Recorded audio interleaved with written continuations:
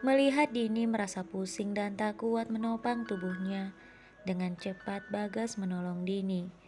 Bagas kemudian membawa Dini keluar. Namun ketika Bagas dan Dini baru saja tiba di pintu luar, Dini hampir saja terjatuh. Bagas langsung menggendong Dini dan membawanya masuk ke dalam mobilnya. Setelah itu Bagas membawa Dini pergi. Di sepanjang jalan, Bagas terus melihat Dini dan berusaha membuat Dini sadar. Dini, Din, bangun Din. Dini yang tak mampu bergerak hanya berkata, "Hmm."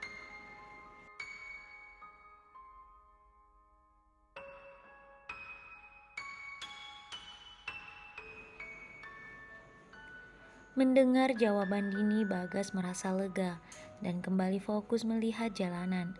Tidak lama kemudian Bagas kembali memanggil Dini untuk memastikan keadaannya baik-baik saja. Namun ketika Bagas memanggil Dini, kali ini Dini tak menjawabnya.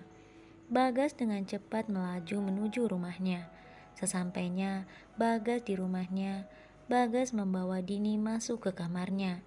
Entah apa yang akan dilakukan Bagas pada Dini, sahabatnya sejak kecil yang kini menjadi kekasihnya.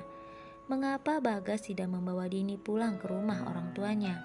Mengapa harus ke rumah Bagas?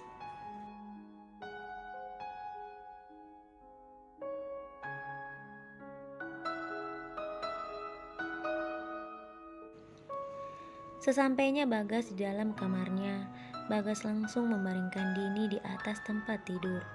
Bagas kemudian memandang Dini mulai dari ujung kaki hingga ujung rambutnya. Bagas yang awalnya terdiam kini tertawa terbahak-bahak. Dini, Dini, aku tahu kita memang adalah sahabat sejak kecil. Tapi kamu tidak pernah tahu seberapa aku sangat menginginkanmu, Dini. Itu semua karena kamu selalu menutup mata dan hatimu untukku. Bahkan, kamu mengabaikan semua perhatianku padamu dan lebih memilih Farhan daripada aku.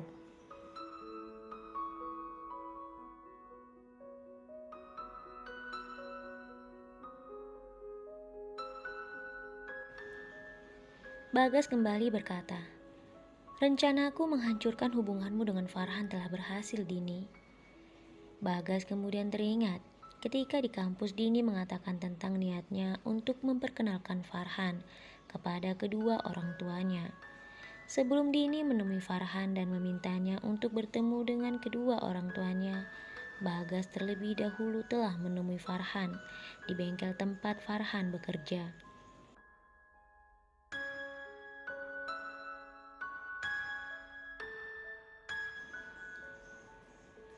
Bagas mendekati Farhan dan mengajaknya bersalaman.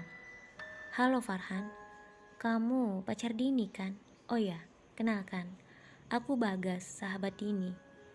Dini sering sekali bercerita tentang dirimu. Dini sangat mencintaimu. Dini juga menceritakan jika nanti malam kedua orang tuanya ingin bertemu denganmu." Farhan tersenyum sambil menyambut tangan Bagas. "Iya, itu benar.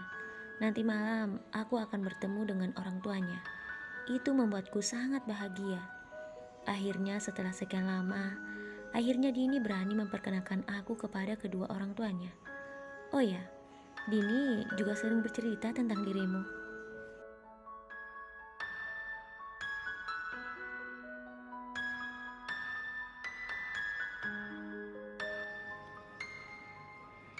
Bagas kemudian berkata, "Oh ya Farhan, kamu tahu kan, aku adalah sahabat Dini sejak kecil. Dan aku sudah sangat mengenal kedua orang tua Dini seperti apa. Mereka itu lebih suka orang yang tampil apa adanya daripada orang yang berpura-pura. Mereka juga sedikit sombong dan tidak suka dengan orang miskin. Maaf Farhan, maksudku jika kamu ingin bertemu dengan mereka, sebaiknya kamu harus jadi dirimu sendiri. Kalau kamu melihat kesombongan pada mereka, kamu harus tunjukkan sikapmu sebagai laki-laki. Karena jika tidak, kamu akan dianggap laki-laki lemah."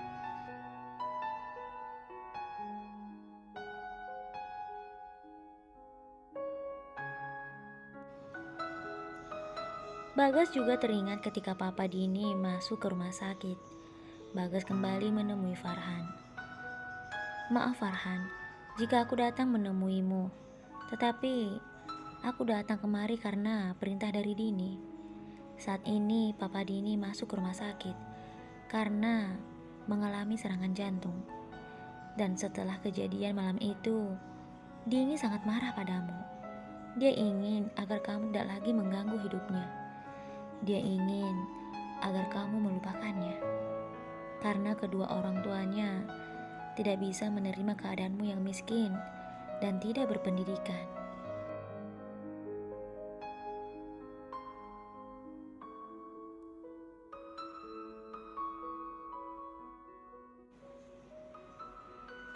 Mendengar perkataan Bagas, perasaan Farhan begitu hancur. Dia tidak menyangka Dini begitu mudah menyuruhnya melupakan hubungan mereka. Meski begitu berat, namun Farhan sadar dirinya yang miskin dan tidak berpendidikan membuat kedua orang tua Dini tidak bisa menerimanya. Terlebih ketika Farhan teringat saat Dini menemuinya dan memintanya melupakannya dan memutuskan hubungan mereka. Akhirnya Farhan pun benar-benar harus melupakan Dini dan hubungan yang telah mereka jalin selama 3 tahun lebih.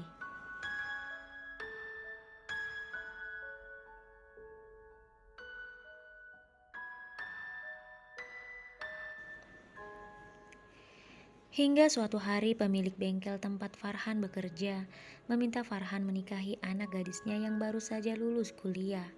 Bos Farhan lakukan itu karena takut anaknya ikut pergaulan anak zaman sekarang yang sangat mengkhawatirkan. Bos Farhan yang menganggap Farhan adalah laki-laki sopan dan begitu rajin bekerja, membuatnya menjatuhkan pilihan kepada Farhan untuk menjadi suami anaknya. Farhan yang sudah putus harapan dengan hubungannya dan Dini akhirnya bersedia menikahi anak bosnya itu. Kini Farhan dan istrinya hidup bahagia.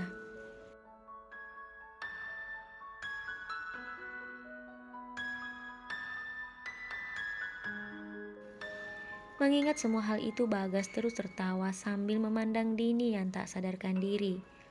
Maafkan aku sayang, aku terpaksa melakukan itu semua karena aku begitu ingin memilikimu. Meski sekarang kamu telah menjadi kekasihku, tetapi aku tahu hatimu, pikiranmu tidak sepenuhnya padaku, Dini. Aku tahu kamu masih sangat mencintai Farhan. Bahkan untuk menciummu saja, aku harus mengemis.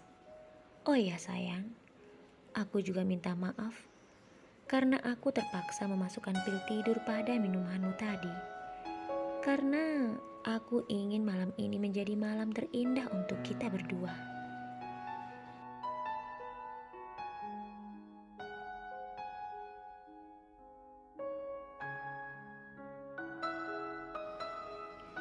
Bagas membelai wajah Dini dan sesekali memberikan kecupan pada keningnya, bahkan pada bibir Dini yang tak sadarkan diri.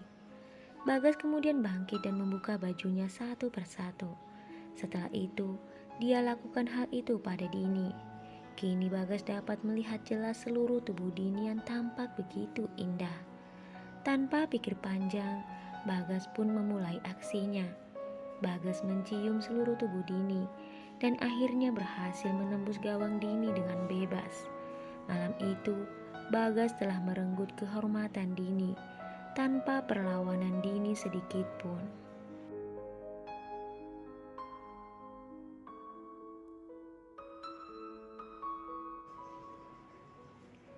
Setelah melakukan hal itu, Bagas tersenyum penuh kemenangan.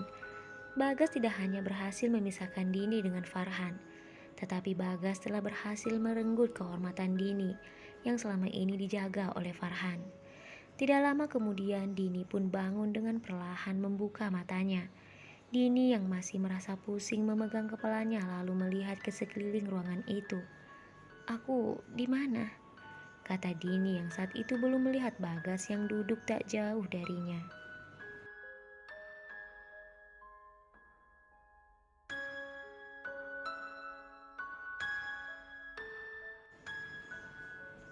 Setelah melihat ke sekeliling ruangan itu, akhirnya Dini pun melihat Bagas yang duduk tak jauh darinya tanpa busana.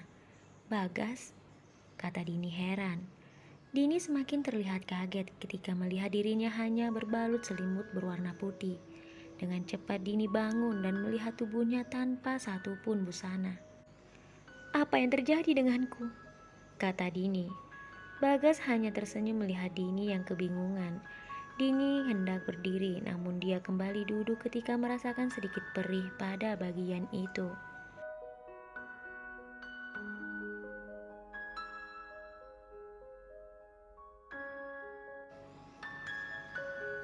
Karena penasaran, akhirnya Dini pun melihat ke bagian itu. Setelah melihatnya, wajah Dini memerah. Seketika air matanya jatuh saat melihat bercak darah pada spray putih milik Bagas. Dini menatap Bagas tajam. "Apa yang sudah kamu lakukan padaku, Bagas? Jangan diam saja, Bagas. Apa yang sudah kamu lakukan padaku?" Bagas berdiri dan duduk di dekat Dini. "Aku tidak melakukan apapun, sayang. Aku hanya melakukan apa yang kamu inginkan," kata Bagas sambil berusaha membelai wajah Dini. Namun Dini terus menepis tangan Bagas. "Apa maksudmu?" kata Dini.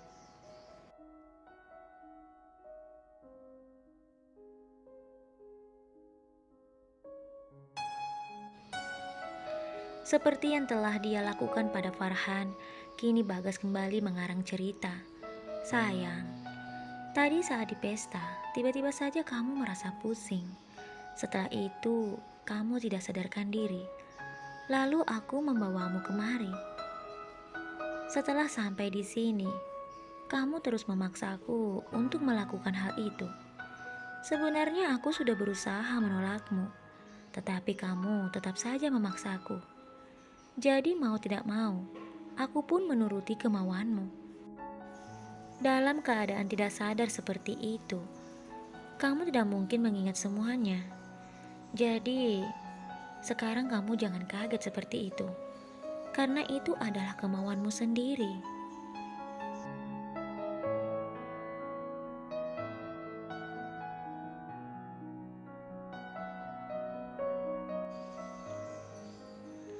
Dini yang saat itu sedang menangis tidak begitu saja percaya dengan apa yang dikatakan oleh Bagas. "Tidak, itu tidak mungkin, Bagas. Kamu pasti telah mengarang cerita ini. Kamu pasti telah menjebakku.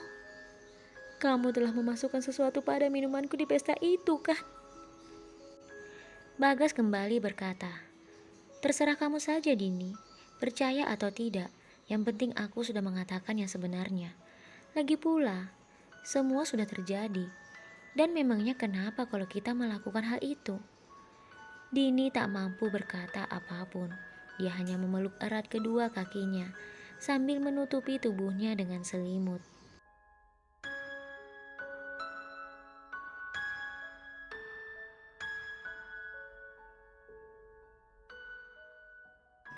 Bagas kembali berkata, "Sudahlah, Din. Berhentilah menangis. Lagi pula, zaman sekarang tidak ada sepasang kekasih yang tidak melakukan hubungan itu, kecuali kamu dan Farhan. Aku tidak menyangka kalian menjalin hubungan selama 3 tahun lebih. Tetapi Farhan masih bisa menjaga kehormatanmu." Mendengar perkataan Bagas, Dini teringat ketika Farhan berkata, "Apakah kamu tahu, Dini? Hampir semua temanku memberiku saran agar aku bisa menikahimu tanpa restu dari kedua orang tuamu, yaitu dengan membuatmu hamil. Tapi aku tidak melakukan hal itu, Dini, karena aku menjaga kehormatanmu."